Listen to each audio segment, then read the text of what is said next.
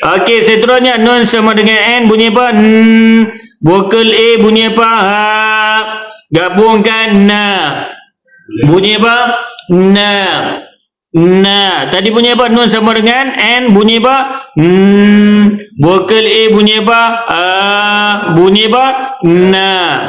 Okey, bunyi apa? Na. Okey, Z sama dengan konsonan Z. Bunyi Z macam mana? Bunyi konsonan Z macam mana?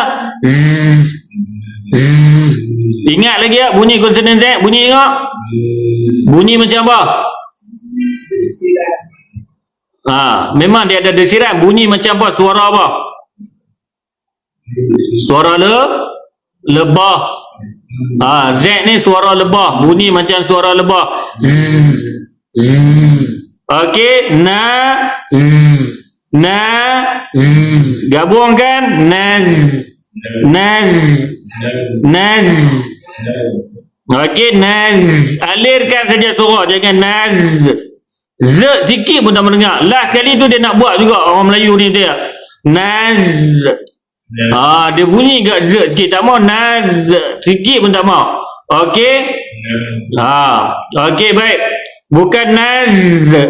Naz. Alirkan je. Naz. Okey. Boleh tak? Baik.